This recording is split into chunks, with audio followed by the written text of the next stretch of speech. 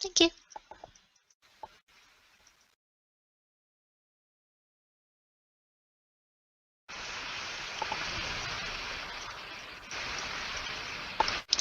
Hello, everybody. Um, Thank you so much for having me. My name is Adrienne, and I've been asked to speak to you guys about my experience doing volunteering work at large events. Hope you're all well and enjoying your Saturday, your weekend as much as you can, given the interesting times we're living in. I just wanted to cover a few things, and I'm just going to start by telling you a little bit about myself. I've been volunteering at all sorts of events for roughly half my life now. It started with just local environmental NGOs that were focused on making sure people knew how to take care of the environment better, and then the volunteer coordinator from there mentioned an opportunity to basically do the same thing at a large music festival nearby. It was the now defunct rock festival Stoofstock, and that kind of started the entire passion for this, because I realized quite quickly that I really enjoy being one of the cogs in the big machine that makes big events happen. And it went from music to Comic-Cons, which were immense events, and gave me an opportunity to do a wide range of things. And then I also dipped my toe for a few years into esports, and then I decided to go back to my first love, to music. So the thing about these sort of events that a lot of people don't realize is that in many cases you already have the skills necessary to volunteer, and also that once you have done a bit of work in this, you would of course get the opportunity to maybe move into a different type of event, because you build a lot of transferable skills. So for me, for example, with Comic-Con, with my work as Comic-Con crew, I had a lot of tasks to do there. I was part of a group that would show up early and help with setup, with the actual building of the different areas. We also had various tasks throughout the actual event, and then also helped with pack down. And during the actual event, I've done everything from assisting into the ticketing office to making sure that essentially people were getting from A to B in a quick and efficient way, which when you're a quite recognizable TV star, it can be a bit problematic because everybody wants to stop you, and you do have to be a bit that bad guy that makes sure that things keep progressing according to plan. Also run various areas of my own. It was something like essentially computer games and tournaments, and I've also dealt with managing the signing area, so the place where there'd be perhaps a TV or comic book star, and people would want to speak to them a little bit and get their autograph, and they would also have a lot of things scheduled, so I was the person that had to keep track of everything and make sure that the person does get to all their scheduled things. With esports, it was on what is called tournament admin, so I was checking that teams were there, that they knew their schedule. I was making the brackets to ensure that the games were balanced. I was also having to be in quite good connection with the people that were running the stage, because the finals of each tournament were scheduled to be on stage and broadcasted via Twitch and such. and also dealing with any sort of issues that popped up, be it technical issues that needed to be sorted. So I was the go-to person. And then also in music, what happened is a couple of years ago, I had the chance to follow one of my favorite bands on tour, and to build quite a lot of good relationships with their crew and such. They got to know me a little bit. I got to know a bit about what they do. And that's when I decided to move to London, start doing music business as a degree, and try to get as much experience as possible. So what I did was I looked into local events, local festivals that I knew I would like to attend, and I said I want to be part of that. And I looked for them advertising opportunities, and I also just reached out to see if essentially my skill set and my past experience could be of use to them. So, and then once I got to look at one, obviously you build connections, you get feedback, and that kind of usually translates into people recommending you to another person that might also need volunteer for their events. So it was a bit of a I'd say I'm coming full circle because obviously started with music and back to music with a little bit of a detour. And I think that the most important thing when people want to gain experience in this is to essentially put yourself out there. So there are places, there are festivals that are actively looking for volunteers. They often need to get a lot more volunteers than they initially suspect, because people would sometimes maybe drop out in the months leading to the festival. Maybe their plans change, they can't attend anymore. Maybe they need to ensure they have a specific number and want to take all the necessary precautions. So there would usually be on their websites, a lot of them would have volunteering options, and you can apply. Also, if you have a friend or family that has volunteered at an event, they usually have maybe built a relationship there. So when you apply, if there's such a section for that, you might be able to say you've been referred by such and such, and if the organizers know that that person was good at their job and reliable in the previous year, then you would definitely have a better chance at making the list.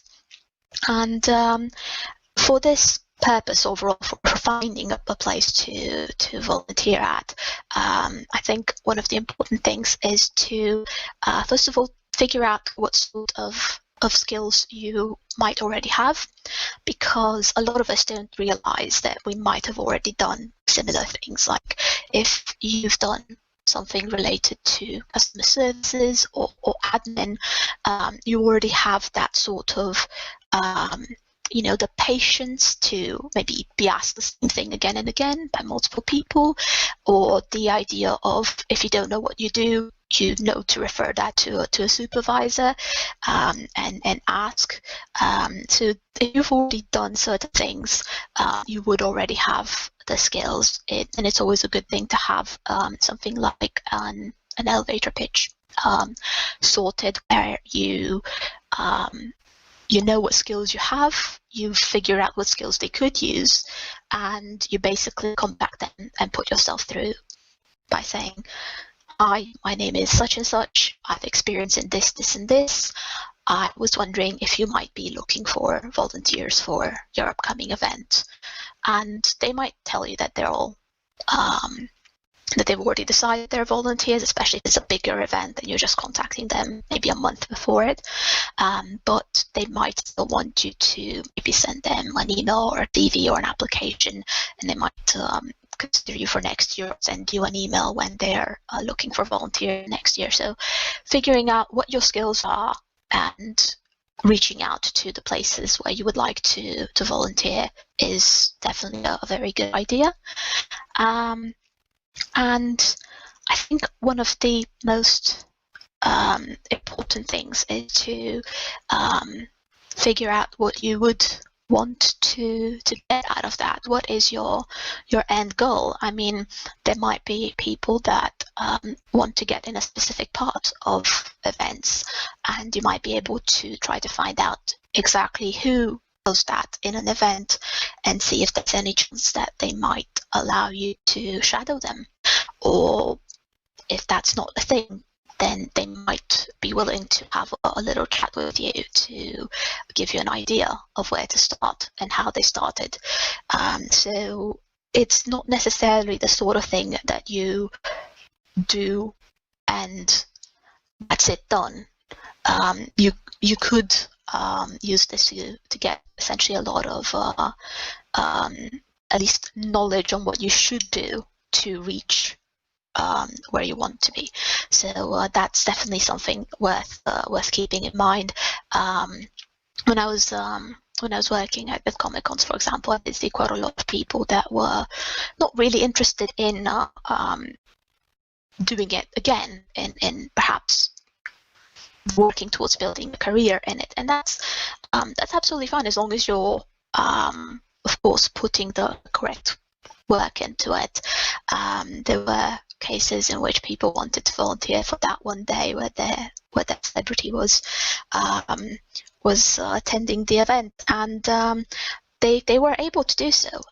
However, one thing I would caution though, and that's probably the first thing that anybody should think of, is if you want to be able to do this again and again, if you like the idea of working at events, if you do come across somebody that you very much admire, try to remember that first and foremost, they're a person.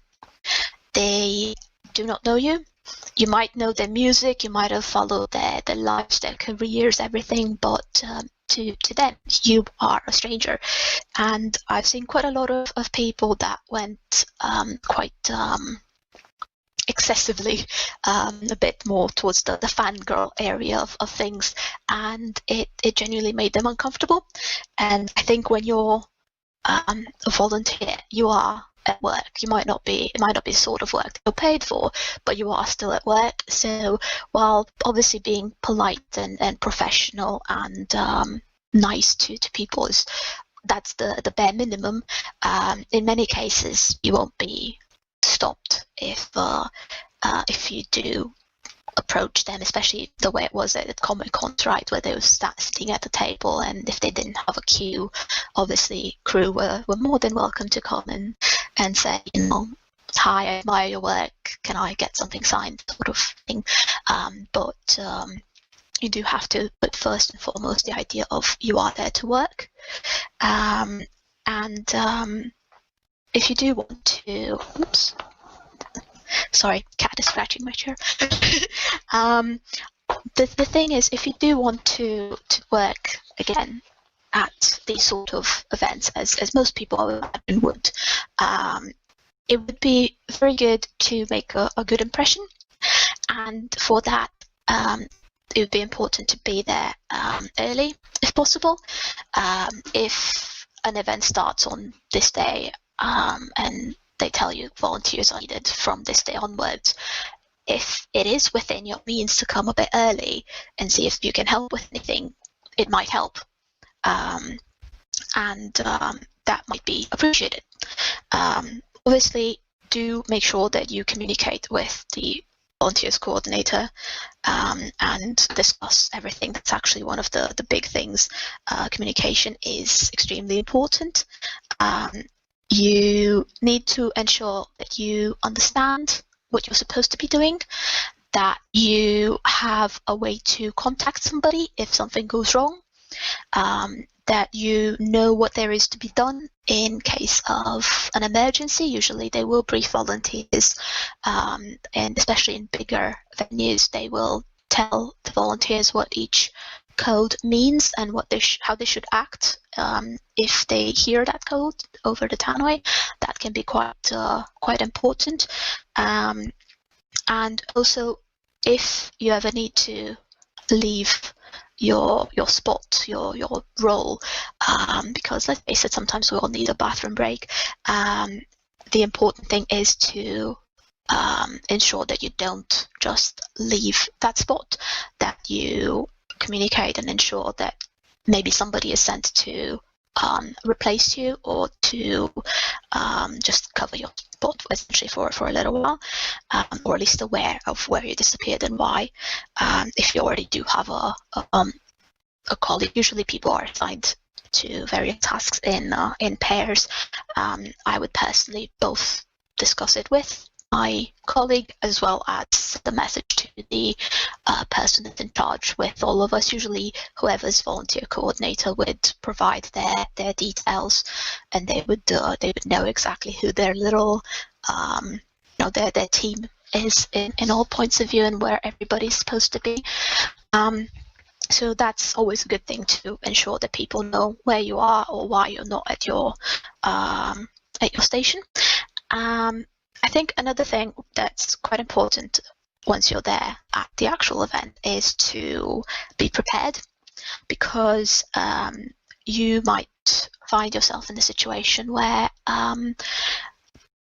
various things might come in handy.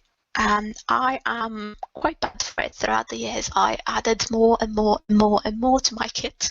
So I will always have basically anything that I could think of that I might need, or that the guests that I'm minding, or the artists that I'm being the artist liaison for are making sure that they might have everything as well. So I think at Radar I had various cables to go from USB to any sort of phone. I had, in case anybody forgot their cables to charge, I had I always have hand gel on me. It's a remainder from the days of Comic-Con, but I always have it on me, and obviously after this epidemic is gone, I can still see a lot of people still having it with them. It's not a bad practice to always have it with you. And I had anything from paper to Sharpies to tape to basically anything that you can think of that might come in handy. It's always good to have, because you never know who might need it. It might be yourself, it might be somebody else, but it might make a big difference if you happen to have it on you. So there might be things that pop up. So being a bit creative and having a bit of a penchant for problem solving is always welcome, because there might always be little issues that pop up. But I would also advise that if you're not really sure what you're doing, there's no harm in that. There's no harm in saying, I will get somebody to fix this for you, just give me a minute, or I will ask and I will find this out for you, instead of promising and not being able to deliver by just saying, I'll do that for you. That does not go well, because if say somebody was asking for something that is above and beyond what their contract states, if you commit that you're going to get that done, then you're not able to provide that, then you might end up with people being upset and confused or making complaints or that sort of thing. So it's always best to adopt the idea that essentially, somebody explained it to me once, and I really love this way of putting it, to look calm as a swan. And people might not know that you're furiously beating your little legs underneath the water to get everything sorted. So look calm and find out what can be done, find out what should be done, find out obviously what your team leaders and management want you to do in that situation, because they might have a solution of your own, and if you're not sure what you're doing and say the wrong thing, that could cause obviously a lot of trouble. And also, I think another really good piece of advice for a lot of people would be to ensure that they are comfy, because there have been quite a lot of occasions for me that I've noticed at previous events where a lot of volunteers came in quite difficult clothing in which to be or to bend in if they had to like do any sort of work or setting things up or whatever. So always good to be comfy, ideally no heels, because you don't know how much you might be standing.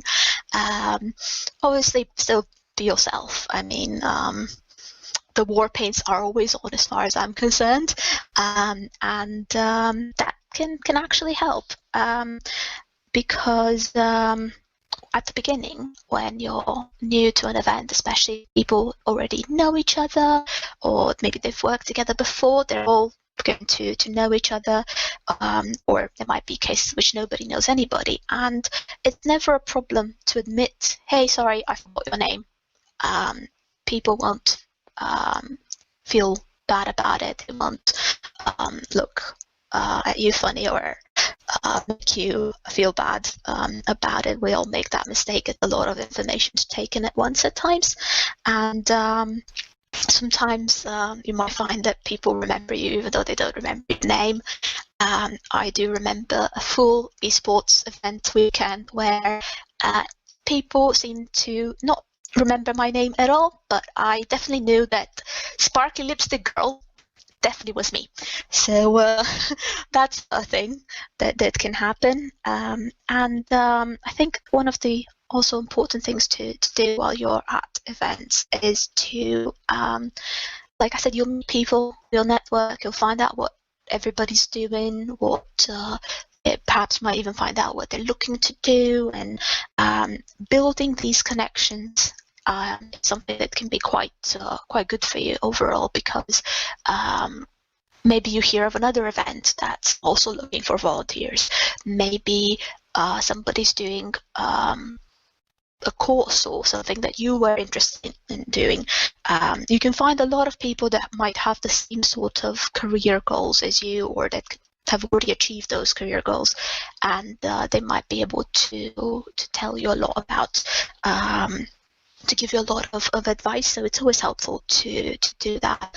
And also, if you meet people that you think, okay, this is where I'd like to be in about 5 years' time, it never hurts to build that connection, to see if they have any maybe shadowing opportunities or anything of the sort.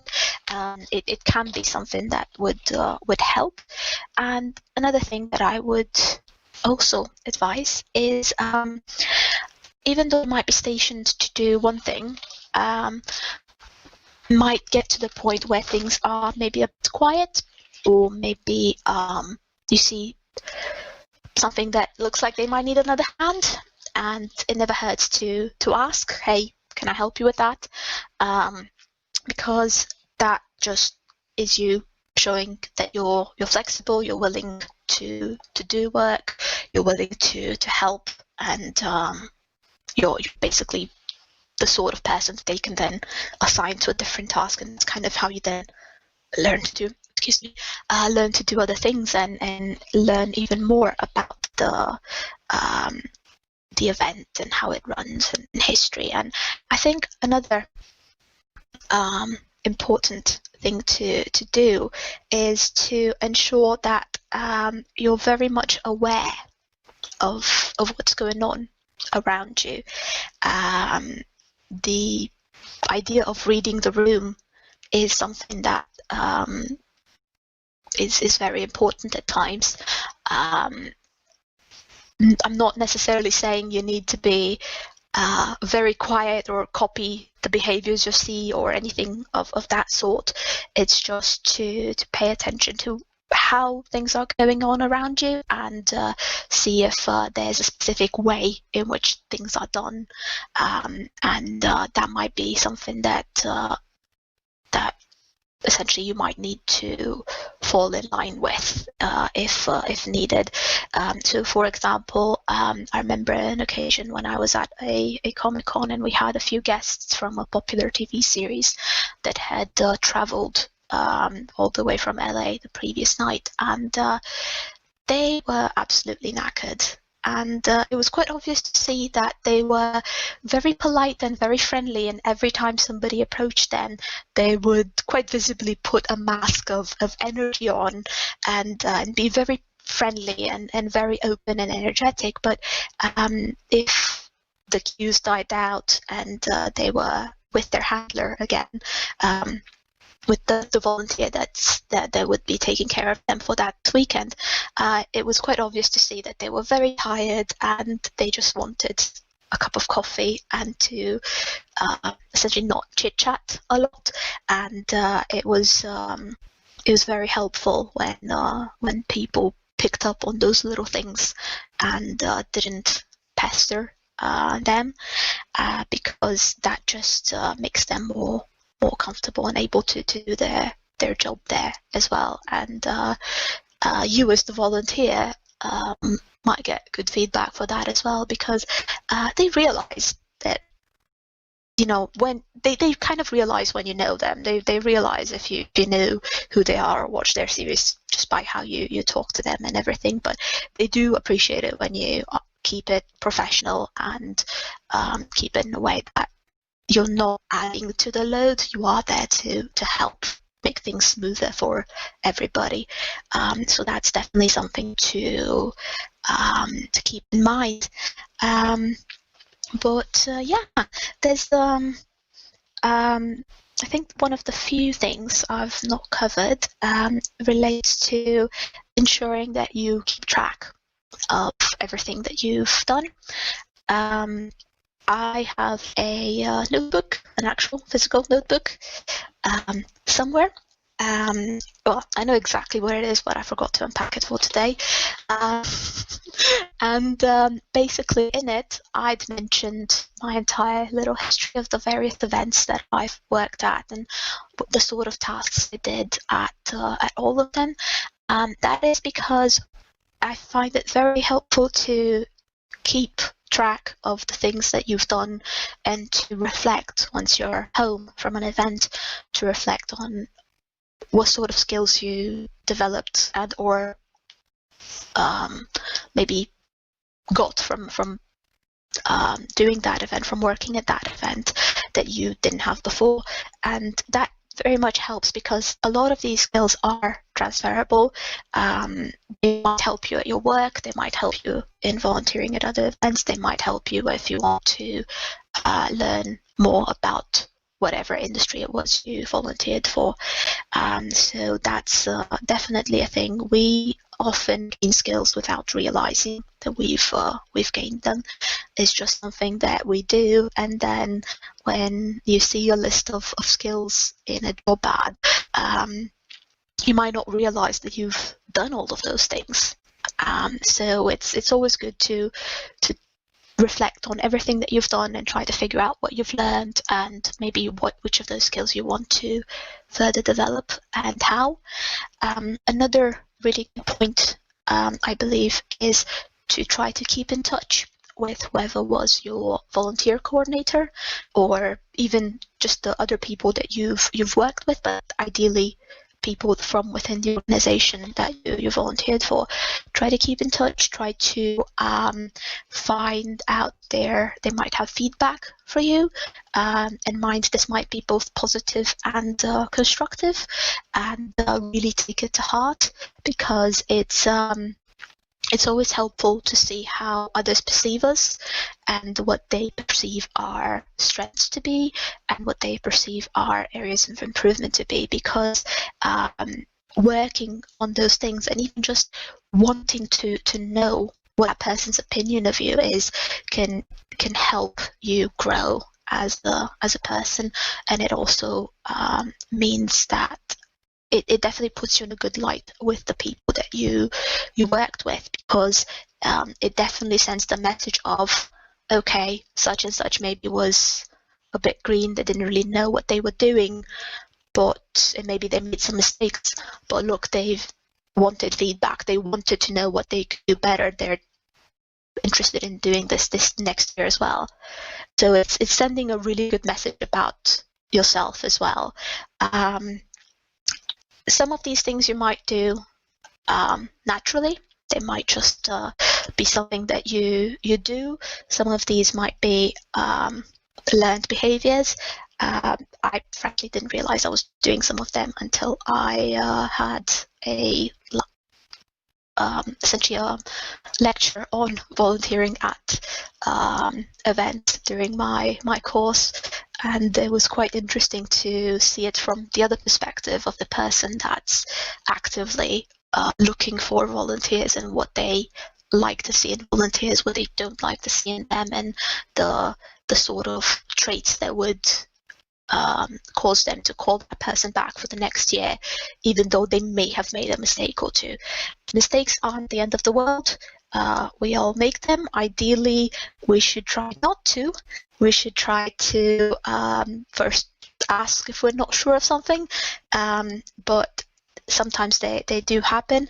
But the important thing is to take away from them, to learn, and to show that willingness to learn and to do better next time. That's definitely something that's really appreciated. And there's I think that's more or less covers what I was going to speak to you guys about. I do see a question, and so about trying a few different roles within events before settling. Well, I think it depends on the person. If you're somebody that you definitely know you want to do this and only this, then that's perfectly acceptable to only try to get roles within that. However, I am a bit of a generalist. I like to be the sort of person that likes to dip their toes in quite a lot of things at once. I have to have a finger in each pie, I think the saying was. And I really enjoyed, for example, the opportunity I had at Comic-Cons because initially I helped run one of the free-to-play events. So that was a part of the Comic-Con where they had computers which were set up to play a specific game, and people could just sit down and just play. It was 5 versus 5, and it would be a case of just having friendly matches between people, and as the person working in that area, I both had to tell people what's going on there and also encourage them to play, also help them with any technical issues they might have. And also, if somebody had not played the game before, there were a few of us that would slightly backseat drive. We would try to kind of coach the person a bit into telling them, what that game's all about, and just making sure they still have a nice time. I remember an occasion in which a 6-year-old wanted to try the game, and his parents approved, so obviously we allowed him. And the game was for a slightly higher age. It was just little heroes and stuff. It wasn't anything gory or anything nasty. And then I made sure to go to the other side and tell everybody, hey, look, there's somebody brand new on the side. Could you let them have some fun as well and just not kill them again and again? And they were lovely and did that. So it's also about talking to people and making sure everybody had fun. Afterwards, we started doing actual tournaments for that. So there was the added element of telling people, hey, look, there's a tournament, there's that prize there. You can sign up and you can be here at this time, and tournament starts at this time, and so on. So there was the added element of admin, of actual running a tournament, learning how brackets are done, learning how to operate with the software for that. And then it was also the idea of I was then moved, like I said, to the talent management area, and I've also done some time in the ticketing area where you had to check and make sure everybody had the correct bracelets for that day or for the weekend, depending on what they'd bought, and that essentially they weren't trying to sneak in anything that wasn't safe. So there were a lot of various different roles that gave me a lot of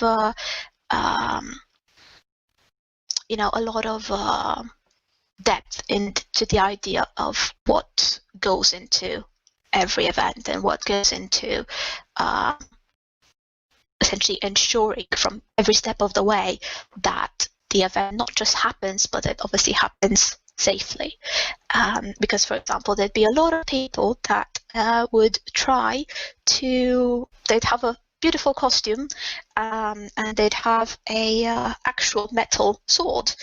Not sharp, mind you, but it was still a sword, and they would try to sneak that into the event, and that was not permitted. So there were various little steps to ensure the game not just happens, but it runs in a way that is both safe and fun for everybody. So for me, that was a good thing to learn more about the various areas, because I do have that sort of curiosity and want to know a bit about everything and understand everything. However, I can understand that for some people, if they know exactly what they want to do, and that is a very sort of niche part of it, then absolutely, I completely understand that they might want to focus on that specific task. And that might mean they might have zero interest in learning about anything else, and that's completely fine. I also see another question about what's been my favorite event. That's a tricky one, because, like I said, because I'm a generalist, and I do enjoy having the opportunity to do different roles. So there have been events that I've loved because I was doing something new, something completely new. Like when I got to be the sole admin of a tournament for the Overwatch game at a massive LAN festival.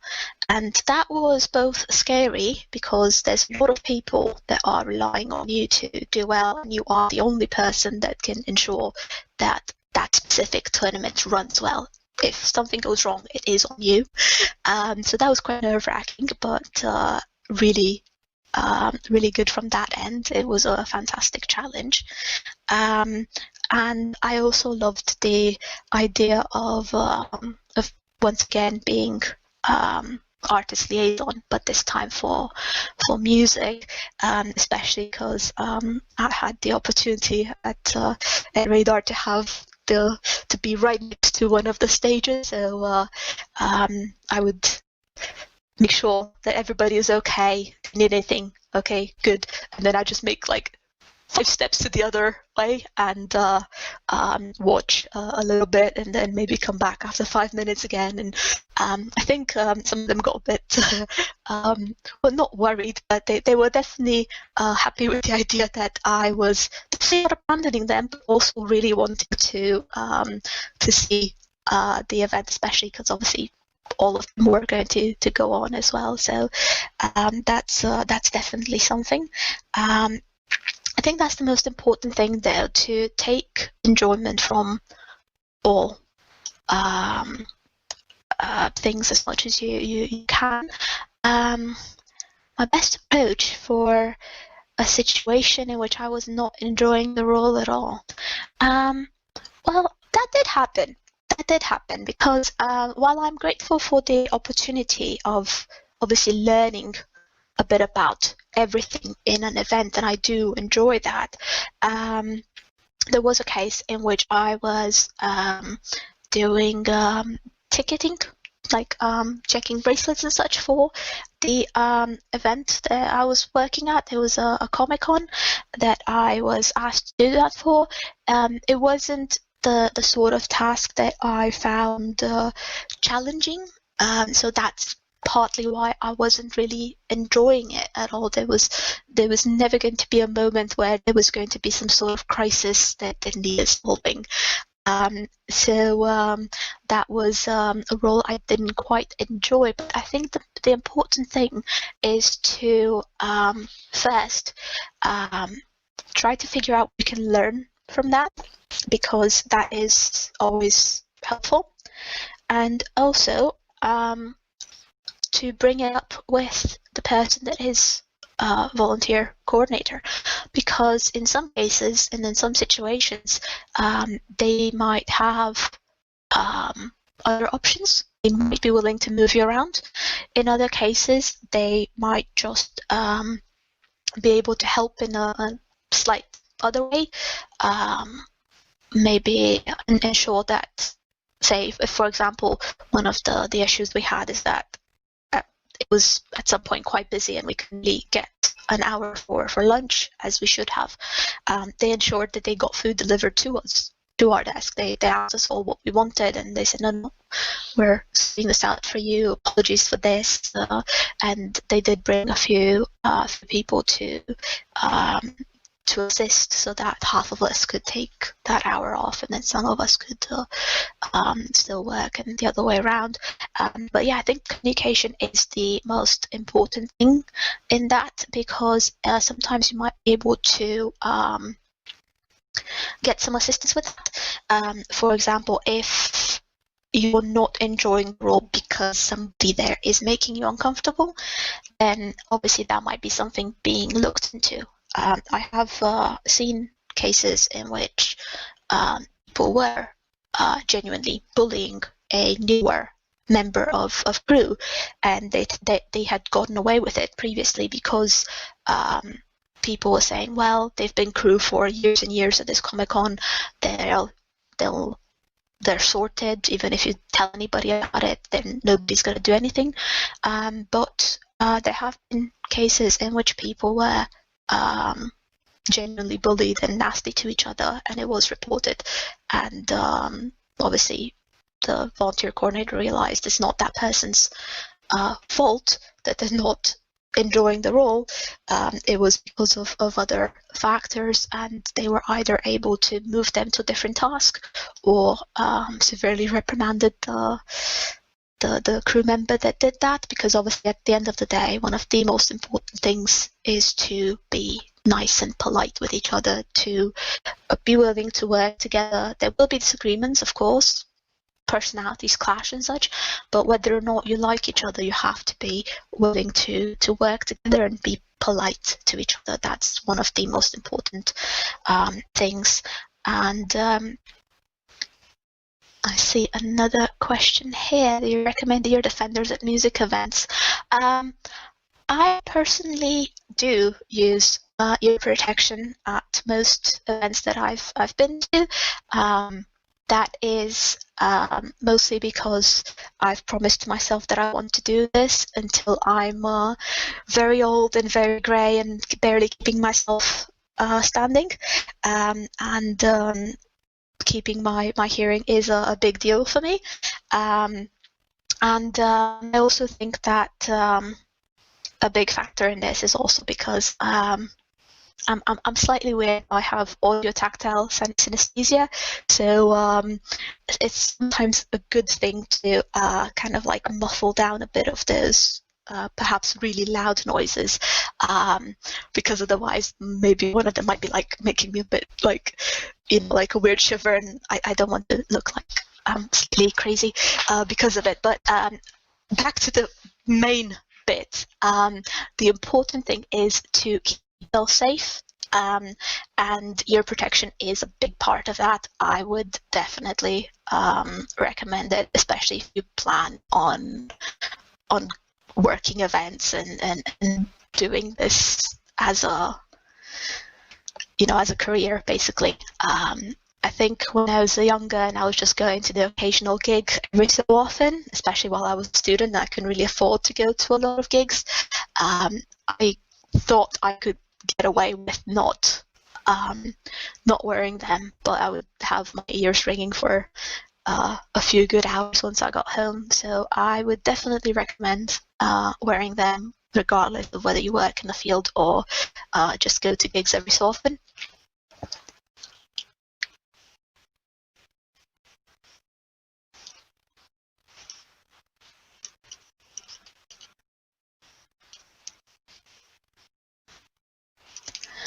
Ooh, for information.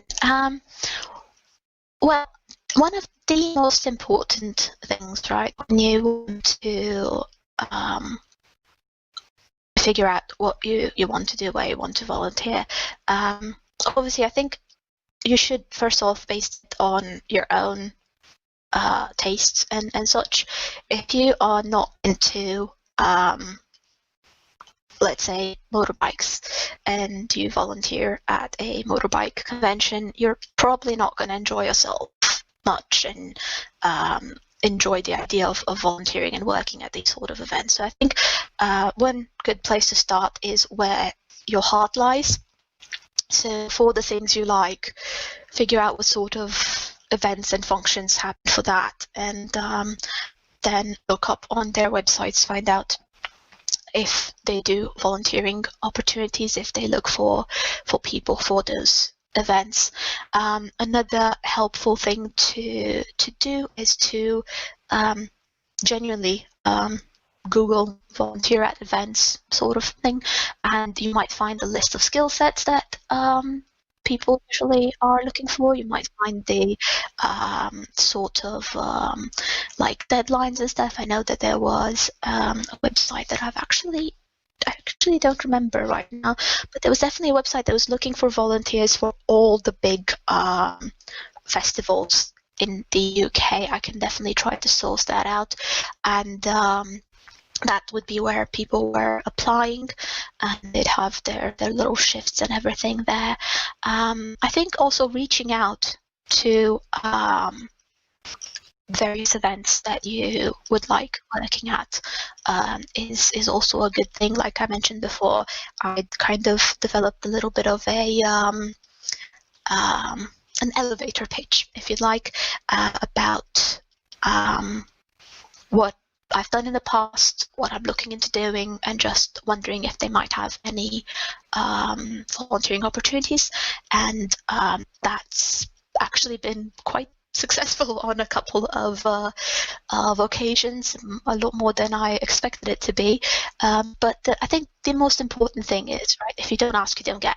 So if you don't try to find out if that thing exists, then you might not know that it exists, especially if, for example, maybe perhaps a festival slightly smaller and they're looking for volunteers amongst the people they already know or that they've worked with before in other ways. They might not have that very well advertised, but if you reach out, that's you showing interest, that's you going above and beyond, and that's always appreciated.